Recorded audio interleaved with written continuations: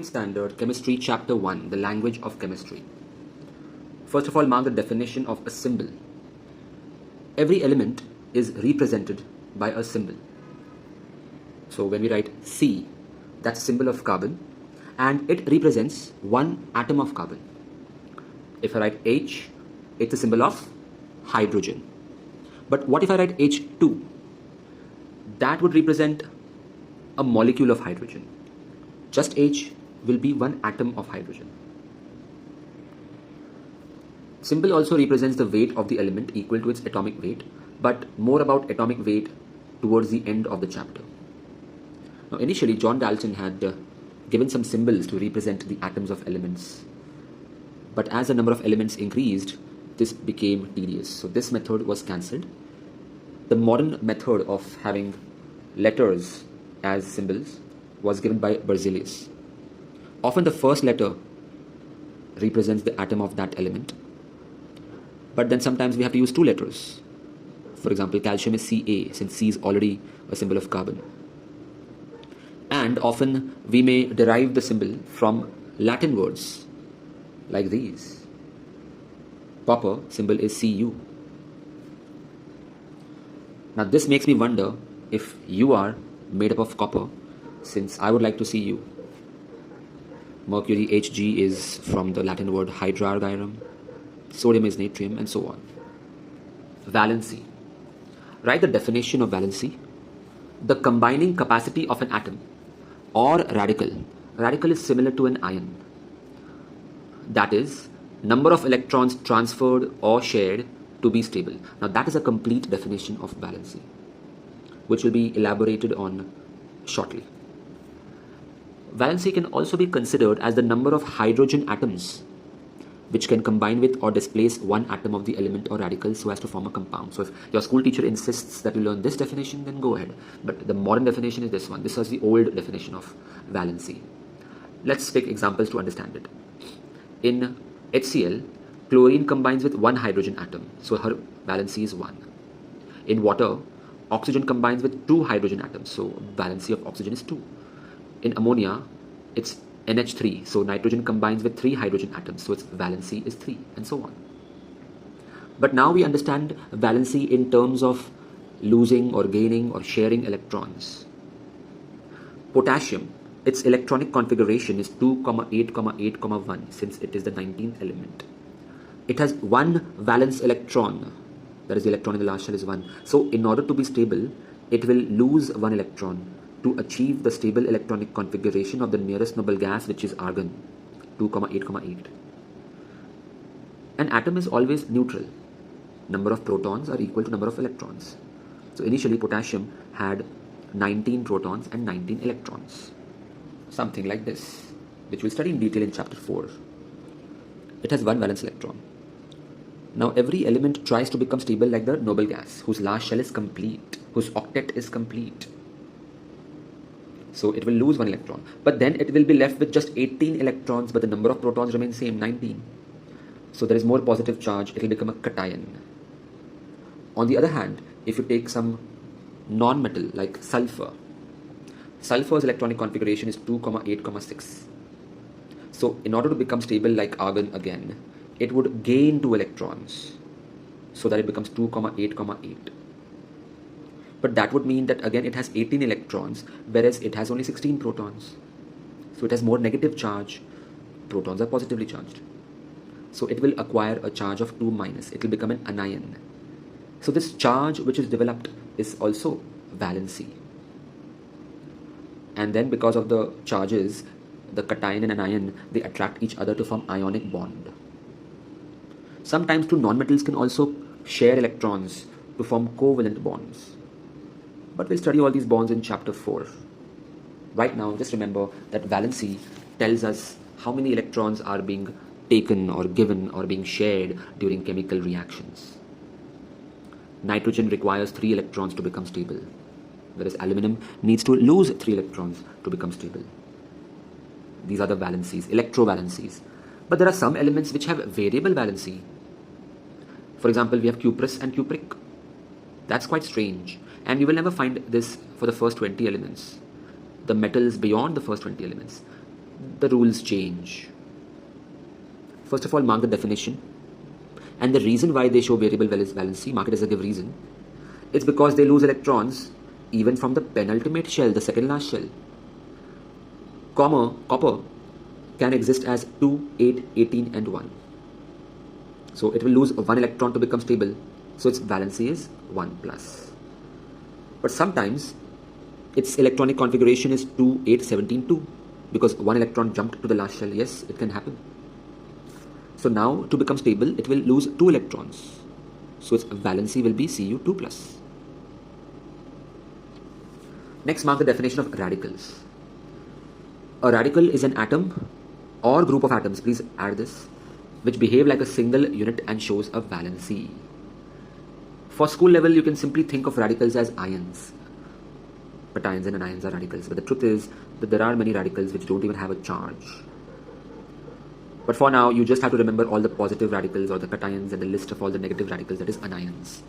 This entire list has to be studied so that when we start solving the numericals, that is formation of molecular formulae by crisscross method, it will be easy if you remember all the valencies. Give the heading here cation and here anion. Next, mark the definition of chemical formula. A molecule of a substance, that is an element or compound, could be represented by symbols, and this representation is called chemical formula. We'll study how to write chemical formulae by crisscross shortly. Now, what's the difference between an atom and a molecule? Write the definitions.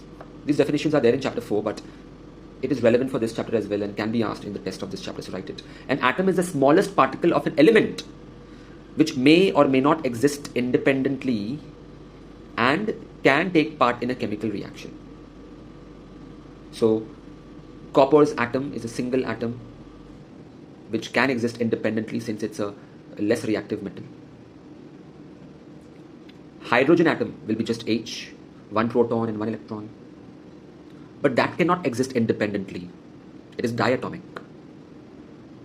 molecule, H2. Sometimes molecule and atom can be one and the same. For example, monoatomic molecules. Notice that hydrogen cannot live alone. It has to combine with something, maybe with another atom of hydrogen. It's a diatomic molecule. But argon and noble gases, they are not diatomic, they are monoatomic. That means the molecule itself is made up of a single atom. So don't think that molecules are always 2 or more atoms combined together. A single atom can also behave like a molecule if it can exist independently then. And the definition of molecule, write it. It is the smallest particle of an element or a compound which exists independently and exhibits the properties of that substance. So notice that atom is the smallest particle of only an element, but molecule can be the smallest particle of an element or a compound. For example, H2O is a molecule of water. C6H12O6 is a molecule of glucose. We can't have an atom of water or an atom of glucose because those are compounds. We can have an atom of element like chlorine atom. We can have a molecule of chlorine which is Cl2 diatomic. Whenever an element exists as a molecule, a number representing its atomicity is written. So here hydrogen's atomicity is 2, but here sodium's atomicity is 1. So it can exist independently. Calcium carbonate, that's a molecular formula. It has 1 atom of calcium, 1 atom of carbon and 3 atoms of oxygen, all chemically bonded together to form a compound. An element is made up of only 1 type of atom. So mark the definition of element. It's a pure substance which can't be decomposed by physical or chemical methods and is composed of only 1 type of atom. So if you give me a chunk of pure gold, it's an element because it has only gold atoms and we cannot decompose it, simplify it by any physical or chemical method. Yes, you can destroy the atoms with the help of nuclear reactions, but that is not a chemical reaction. On the other hand, what is the definition of compounds? A compound is also a pure substance, but it is made up of 2 or more elements which are combined chemically in a fixed proportion, and they can be decomposed into the simpler elements by chemical methods. Example of a compound is water. You see, water is composed of 2 elements, hydrogen and oxygen. Eons ago, people thought water is an element, but after doing electrolysis of water, we saw that it is actually made up of hydrogen and oxygen, which can't be further decomposed. So these are elements. Also, hydrogen, oxygen are chemically combined in a fixed proportion by weight. And the ratio is 1:8 by weight. By atomicity, it's 2 hydrogen always fixed with 1 oxygen. If that ratio changes, it no longer will be water. If it's H2O2, that's hydrogen peroxide. That's poisonous. Just that one extra atom of oxygen changes the properties of the whole compound. Once I ordered for some water at a bar, but being a chemistry teacher, I just said H2O. I would like to have H2O in front of my friend. And my friend, he said I would have H2O2. He got the poison. Now, the properties of compounds are totally different from its constituent elements. Hydrogen is highly inflammable and oxygen supports burning, but water, it extinguishes fire. It's a liquid, unlike these gases. Another example, iron sulfide. Here, iron and sulfur are combined in a definite proportion. It's homogeneous, means all particles are exactly same. Unlike a mixture, in a mixture we don't have a fixed ratio of the components. And iron sulfide's properties are totally different from the properties of iron and sulfur. For example, iron is a magnetic substance, but iron sulfide isn't. Sulfur can dissolve in carbon disulfide solution, but iron sulfide doesn't, proving that iron sulfide is a totally different compound with different properties. Mark this as a give reason. Now here's a list of formulae and their names which you have to learn by heart for this year. Hydrochloric acid, nitric acid, sulfuric acid are very strong acids. The next three are very weak acids. In fact, carbonic acid is very unstable. It's found in soft drinks. Acetic acid is used to make vinegar. Potassium hydroxide is also called caustic potash, write it. Sodium hydroxide is also called caustic soda. Calcium hydroxide is called slaked lime. When dissolved in water, it is forming lime water, which turns milky when exposed to carbon dioxide. Calcium oxide is called quicklime. Learn the names of the salts. Now the dot that you see here is called a weak chemical bond. And this water molecules which are stuck to the salt molecule is called water of crystallization. For example, anhydrous copper sulfate, meaning without the H2O, CuSO4, is a white powder. It's amorphous, it's anhydrous. But when you add a few drops of water to it, the water molecules stick to the salt, which is shown by the dot, 5 molecules per molecule of the salt. And now it becomes a blue crystal. Its color changes, its shape changes. And now it is called blue vitriol or copper sulfate pentahydrate or simply hydrated copper sulfate. Similarly, we have gypsum, which is used to make plaster of Paris, Epsom salt, green vitriol.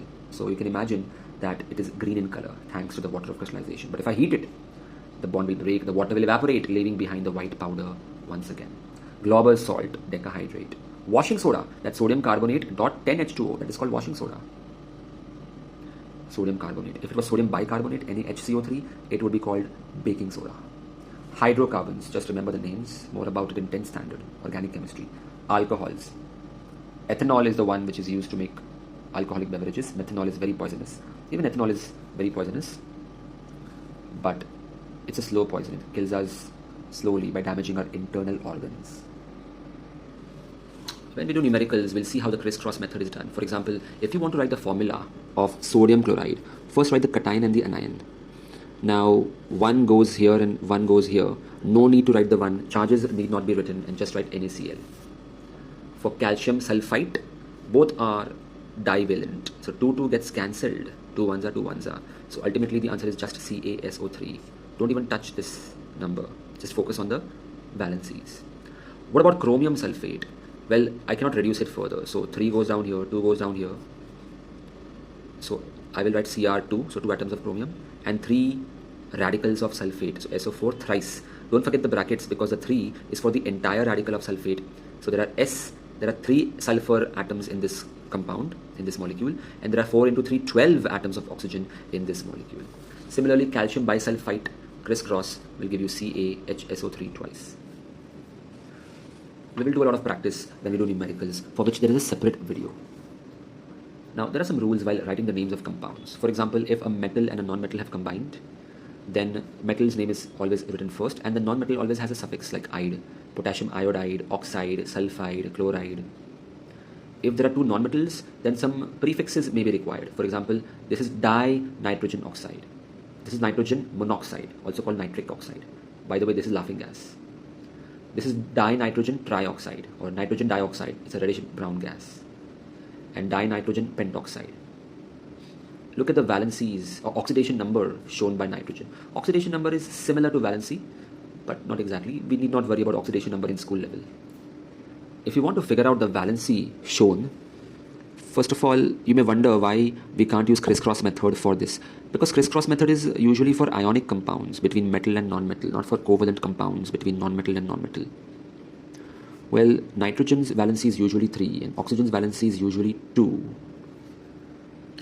But here clearly nitrogen has an oxidation state of 1, so that the 1 comes to oxygen, no need to write the 1, and the 2 is crossed here and we write N2O. Similarly here the oxidation state of nitrogen is 2, so that 2 and 2 gets cancelled. Only then will we be able to write 2NO as the molecular formula. So this way you can figure out the valencies, or rather the oxidation states. Here nitrogen dioxide, nitrogen's oxidation state is 4 and oxygen is always 2, so 2 1s are and 2 2s are. So 2 comes here and 1 comes here. Hence the formula is NO2 after reducing. We will do such calculations in numericals. Now one more rule. Whenever there are 2 elements and oxygen combined in a compound, remember that oxygen is named with a suffix 8 for the one with more oxygen and 8 for the one with less oxygen. So it's potassium chlorate and potassium chloride. Now if it has even lesser oxygen, then potassium hypochlorite. And if it has many oxygen atoms, it is potassium perchlorate. Now page 7 is a list of compounds whose formulae can be reduced by the crisscross method. We need not learn any of this because we will do it by the crisscross method. Some names you will have to learn which we are not going to solve via crisscross method. Tetraamine zinc sulfate, just remember this formulae which will be useful for 10th standard. It does not appear in any other chapter in 9th standard, but it is there in 10th standard. Tetraamine copper sulfate is a very complex salt. Understand that there are multiple ions. Usually we deal with one cation and one anion, but here copper is a cation, ammonium is a cation and sulfate is an anion, complex salt. And even diamine silver chloride. Learn this formulae just in case school teacher asks it in the school test. Now mark the definition of chemical equation. Instead of saying in English that ammonium hydroxide reacts with hydrogen chloride to form ammonium chloride and water, we have a shortcut way of writing this chemical change. That's called a chemical equation. It shows a result of a chemical change in which the reactants and products are represented by symbols and formulae. So mark this entirely as a definition. The reactants are always on the LHS which take part in the chemical reaction, and the products are on the right hand side. They are the result of the chemical change. Some examples are given. In exam they may ask you to write an equation with 2 reactants and 1 product, or 2 reactants and 3 or 4 products. Any equation is allowed as long as it is balanced and it is a correct chemical equation which actually happens. How to balance equations is something we will study when we are doing numericals. Whenever we see at a chemical equation, there is some information we can get directly from it, because chemical equations tells us the chemical nature of reactants and products. For example, is it an acid or a base? Is it getting oxidized or reduced? It tells us if it is an irreversible reaction or a reversible reaction. Notice that ammonia and water forming ammonium hydroxide is reversible. So put the reversible sign, meaning ammonium hydroxide can also decompose to give you back ammonia and water. Also, it can tell us if the substance was solid, liquid or gas. But for that, we may need to write that below the compound's formula. Now there are some limitations regarding a chemical equation. It does not tell us about the concentration of reactants and products. Yes, we can write dilute or conc below an acid, but we don't know exactly what is the concentration of that acid or base, and nor do we know the concentration of any solution formed. We don't know the speed of the reaction just by looking at it. We don't know if any color change has happened yet, unless of course we write the color by hand. We cannot be sure if the reaction has been completed, especially in reversible reactions, or is it still going on. We can't see if light or sound was given out during the equation. Heat can be mentioned by writing plus delta. Now what is a balanced equation? Mark the definition. Notice that here some numbers have been written, coefficients. That's because if we don't write the numbers, it won't be balanced. When the number of atoms of each element on the left hand side on the reactants is equal to the number of atoms of each element in the products, it is called a balanced equation. If we don't balance an equation, then it will not comply with the law of conservation of matter. For example, look at this equation. Here in the reactants, I see 2 atoms of potassium, but here I see only 1 atom of potassium. So where did that 1 atom of potassium go? Matter can neither be created nor destroyed during a chemical equation. Yeah, during a nuclear reaction it can happen, but not during chemical equation. So this is against the law of conservation of matter. Hence, it's necessary to balance it step by step, which we'll study when we do a lot of practice of balancing equations. But in the end, look at the answer here. We put a 2 out here, which means that on the RHS also now there are 2 atoms of potassium. There is a method called partial equation method, which is not in syllabus, so cancel it. So after marking this, give reason on page number 9, cancel this rest of the part, not to be studied. And finally, let's understand the terms atomic weight or molecular weight, also called relative atomic mass and relative molecular mass. In chemistry, mass and weight have the same meaning, but in physics, they are not the same. See, atoms are extremely small and very light, so we can't weigh them directly. So indirect methods have been used to find the actual mass of an atom, which is so less that if we use units like gram and kg, then it will be a very small number, like 0.00000000016 grams, something like that, which is very inconvenient to use. So we have other ways to represent their masses. What we do is we take a standard element and then compare the mass with the weight of that standard element. Initially, the standard was hydrogen atom, but then it did not work out for some reason. So today, we are using carbon-12 atom. What is carbon-12? Well, it's a stable isotope of carbon. Understand that we have various other isotopes of carbon, like carbon-14. When I say carbon-14, I mean that the atomic weight is 14 for that carbon atom. Atomic number is same. It's always 6, fixed. Isotopes have the same atomic number and the same properties, but the mass number may be different. You see, atomic number is number of protons, but mass number is protons plus neutrons. So here, out of 14 nucleons, if 6 are protons, then 8 are neutrons, which is quite unstable, because number of neutrons should be equal to number of protons. But carbon-12 is stable because it has 6 protons and 6 neutrons. So if I take 1/12 the weight of this carbon-12, 1/12 of 12 is equal to 1. So if I want to know the atomic weight of, let's say, oxygen, now oxygen is 16 times heavier than 1/12 of a carbon atom. Hence its relative atomic mass is 16. Now that's a very complex way of defining the relative atomic mass. You can simply say that oxygen's atomic mass is 16 because it has 8 protons and 8 neutrons, and 8 plus 8 is 16. That's actually an approximate answer. The actual atomic weight of oxygen is not 16. In fact, it is 15.999. Yes, scientists need a very accurate answer. So how did they calculate this in decimals? Well, they try to compare the weight of oxygen with the standard of carbon. Now 1/12 the weight of carbon-12 is 1, and oxygen is 16 times of 1. Hence its atomic weight is 16. Actually it's 15.99, but in school level we will not use decimal values. We don't have to learn how the comparison is done, no, there are no numericals based on this. We just have to learn these 2 definitions. The number of times an atom of an element is heavier than 1/12 the mass of a carbon-12 atom is called relative atomic mass, or also called atomic weight. And for molecular mass and molecular weight, it's the same definition. Just replace the word atom of an element with molecule of a substance. So if you give me water, H2O, 1 molecule of water is 18 times heavier than 1 AMU. That's right, atomic mass unit is the unit we are using to measure these small quantities, not gram or kilogram.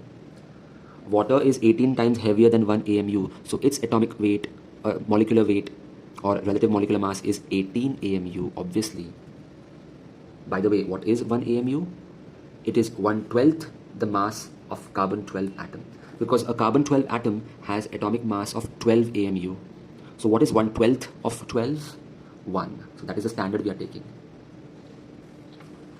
If we express this atomic weight not in AMU but in gram, we call it gram atomic mass or gram atom. And if we express this molecular weight not as AMU but in gram, we call it gram molecular mass or gram molecule.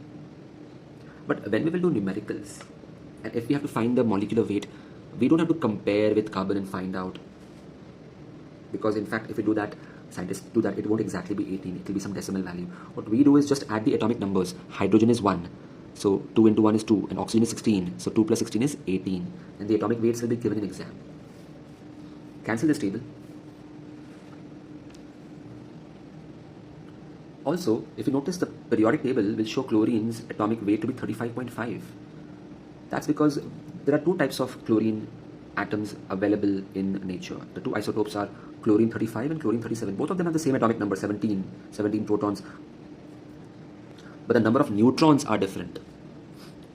And chlorine 35 is more abundant than chlorine 37. So the average tends to be weighted towards chlorine 35 and is taken as 35.5. Now, when I say that the molecular weight of sulfur dioxide is 64 AMU, it means one molecule of sulfur dioxide is 64 times of 1 AMU. And what is 1 AMU? It is 1/12 the mass of a carbon-12 atom. Hi students, this is AJ sir. If you found this video useful, press the like button. Also, if you'd like to enroll for my test series or online lectures, email me or message me on Instagram. Check my description for more information.